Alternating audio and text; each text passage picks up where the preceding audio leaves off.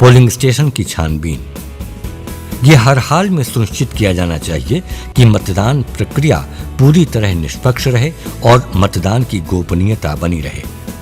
यदि आवश्यक हो तो अपने हिसाब से परिवर्तन कर सुनिश्चित करें। महिला और पुरुष के लिए अलग अलग लाइनों की व्यवस्था होनी चाहिए। मतदाताओं के आने और जाने के लिए अलग अलग द्वार होने चाहिए। यदि एक ही दरवाजा है तो बांस से दरवाजों को बीच से बांट दें। यह भी सुनिश्चित करें कि पोलिंग स्टेशन पर प्रकाश की समुचित व्यवस्था हो। यह भी ध्यान दें कि मतदाताओं को आवागमन की परेशानी न हो। पोलिंग एजेंट इस प्रकार बैठे होने चाहिए कि वो पूरी प्रक्रिया देख सकें। यह भी सुनिश्चित होना चाहिए कि वो वोटिंग मशीन में रिकॉर्ड होते वोट न देख सकें। वोटिंग कंपार्टमेंट खिड़की और दरवाजे से दूर स्थापित हों, जिससे गोपनीयता बनी रहे। वोटिंग कंपार्टमेंट को कार्ड या फ्लेक्स बोर्ड से बनाया जाना चाहिए और उसका माप 23 इंच बाई 23 इंच होना चाहिए। यदि अच्छी हालत में कार्डबोर्ड उपलब्ध हो तो वोटिंग कंपार्टमेंट उससे भी बनाया जा सकता है। वोटिंग कंपार्टमेंट को कंट्रोल यूनिट से उचित दूरी पर होना चाहिए। कंट्रोल यूनिट से वोटिंग यूनिट को जोड़ने वाली केबल पूर्णतः दिखाई देनी चाहिए और मतदाताओं को बाधा नहीं पहुंचनी चाहिए।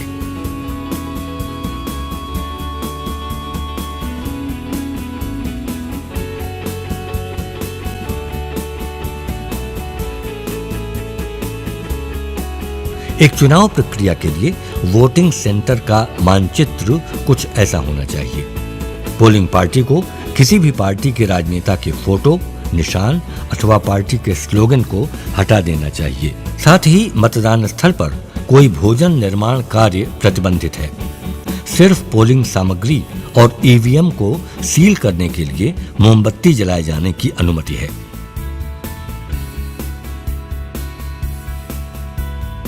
रवि स्वयं सभी आवश्यक सूचनाएं पोलिंग बूथ के बाहर लगाते हैं। नोटिस जिससे पोलिंग क्षेत्र और मतदाताओं का विवरण अंकित होता है। सभी कैंडिडेट्स के चिन्ह और नाम एवं दल का विवरण भी मतदान केंद्र पर अंकित किया जाता है। कौन पोलिंग सेंटर के अंदर आ सकता है? पीठासीन अधिकारी सिर्फ इन व्यक्तियों को ही मतदान केंद्र के अंदर आने की अनुमति दे सकता है। मतदाता, पोलिंग अधिकारी, प्रत्याशी, एक समय पर सिर्फ एक प्रत्याशी का एजेंट, चुनाव आयोग द्वारा अधिकृत व्यक्ति अपने अधिकृत पत्र के साथ, कार्यरत कर्मचारी, मतदाता की गोद में बच्चा, दृष्टिहीन अथवा शिथिलांग व्यक्ति का सहयोगी, ऐसे व्यक्ति जो मतदाता की पहचान या मतदान में सहयोग के लिए हों, और पुलिस या सुरक्षा कर्मी बिना पीठासीन अधिकारी की अनुमति के प्रवेश नहीं कर सकते। मतदान केंद्रों पर सुरक्षा व्यवस्था। मतदान केंद्र पर सुरक्षा व्यवस्था पीठासीन अधिकारी के विवेकाधीन होती है। सेंट्रल पुलिस फोर्स या सीपीएफ को सुरक्षा के लिए तैनात किया जाता है और सुरक्षा तथा मतदान की नियमितता की जिम्मेदारी उस पर होती है। वो पोलिंग कक्ष में तभी प्रवेश कर सकते हैं जब पीठासीन अधिकारी को उनकी आवश्यकता हो। पीठासीन अधिकारी को यह भी सुनिश्चित करना होता है कि पुलिस बल मतदान के पहले पोलिंग सेंटर पर पहुंच जाए। सीपीएफ के जवान पोलिंग सेंटर के दरवाजों पर तैनात होकर हर गतिविधि पर नजर रखते हैं। जैसा कि पहले बताया जा चुका है, सुरक्षा कर्मी मतदान केंद्र के अंदर प्रवेश नहीं करेंगे। लोकल राज्य की पुलिस बाह्य तथा आंतरिक सुरक्षा व्यवस्था पर निगाह रखती है, परंतु किसी भी दशा में लोकल पुलिस बल सीपीएफ को स्थानांतरित नहीं कर सकती है।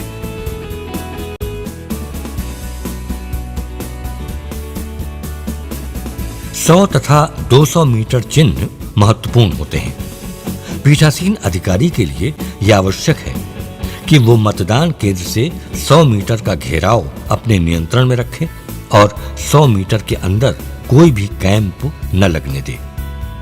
रवि ने देखा कि एक प्रत्याशी ने 100 मीटर के अंदर अपनी कैनोपी लगा रखी है, जो कि चुनाव आयोग द्वारा प्रतिबंधित है। तो सुरक्षा कर्मियों को बुलाकर उसे 200 मीटर क्षेत्र से बाहर कर दिया गया।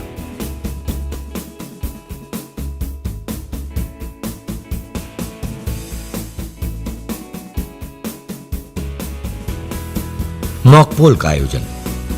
रवि अब सभी मतदान अभिकर्ता की नियुक्ति पत्र और उनके हस्ताक्षरों की जांच करते हैं।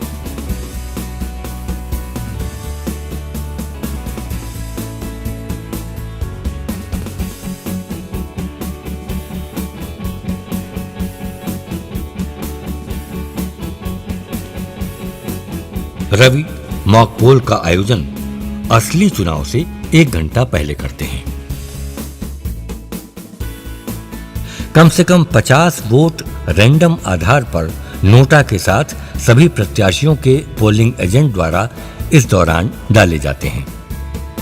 अगर पोलिंग एजेंटों की उपस्थिति मॉक पोल के शुरू होने के 20 मिनट के अंदर नहीं होती है तो पीठासीन अधिकारी मतदान अधिकारी द्वारा मॉक पोल कराएंगे। अगर पोलिंग एजेंट मॉक पोल के दौरान आ जाते हैं तो पीठासीन अधिकारी मॉक पोल प्रक्रिया को नहीं रोक सकता है और न ही फिर से शुरू कर सकता है। मॉक पोल एक आवश्यक चरण होता है और पीठासीन अधिकारी को प्रमाण देना होता है कि इस दौरान ईवीएम की बैटरी और सीयू घड़ी की कार्यप्रणाली की जांच की जाती है। मॉक पोल शुरू होने से पहले क्लियर बटन और उसके उपरांत टोटल बटन दबाकर पोलिंग एजेंट को दिखाया जाता है कि ईवीएम में पहले से कोई वोट नहीं डाला गया है। उसके बाद मॉक पोल की शुरुआत सभी प्रत्याशियों के बटन और नोटा बटन दबाकर की जाती है। जब सभी प्रत्याशियों के बटन बार बार दबाए जा चुके होते हैं, फिर क्लोज बटन दबाने के बाद फिर से बैलेट बटन दबाकर यह दर्शाया जाता है कि अब कोई वोट नहीं डाला जा सकता। उसके बाद रिजल्ट बटन दबाकर सभी प्रत्याशियों का रिजल्ट एजेंटों को दिखाया जाता है।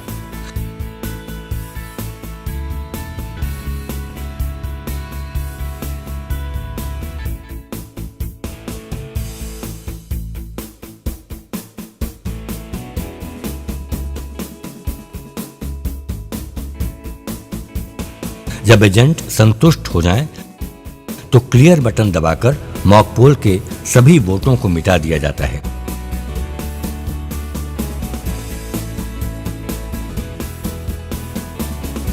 इसके उपरांत मॉक पोल का प्रमाण पत्र तैयार करना होता है और इसे पर्यवेक्षकों और एजेंटों से हस्ताक्षरित कराया जाता है।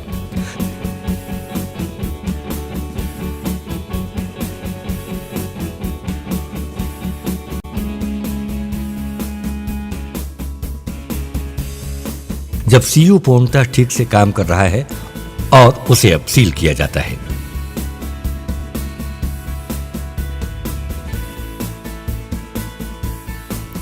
मॉक पोल के रिजल्ट को क्लियर करना न भूलें और इसका जिक्र चुनावी प्रमाण पत्र में अवश्य करें।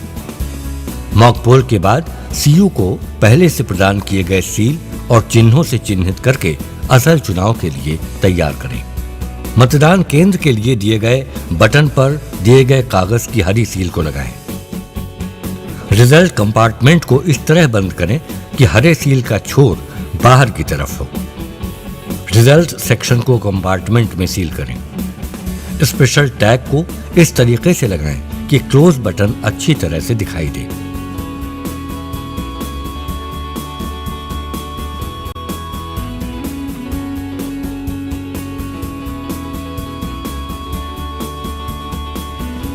रिजल्ट सेक्शन के दरवाजे को इस तरह सील करें कि हर सील के दोनों छोर बाहर की तरफ निकले हों। अब रिजल्ट सेक्शन के बाहरी कंपार्टमेंट को एड्रेस टैग का इस्तेमाल कर सील करें।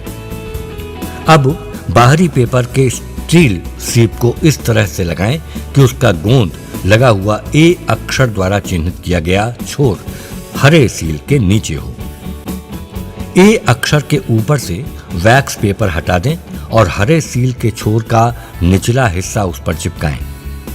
बी अक्षर के ऊपर के वैक्स पेपर को हटाकर उसे ग्रीन पेपर सील के ऊपर चिपकाएं। बी के छोर को चिपकाने के बाद सी का छोर ऊपर की तरफ आ जाएगा। सी के ऊपर का वैक्स पेपर हटाएं। ग्रीन पेपर सील के दूसरे छोर को सी के ऊपर चिपकाएं। अब स्ट्रिप सील को सीयू के नीचे होते हुए वापस शुरुआत की स्थिति में लेकर आएं। अब डी अक्षर का छोर ऊपर की तरफ होगा। इसके वैक्स पेपर को हटाएं और उसे ग्रीन पेपर सील के ऊपर चिपकाएं।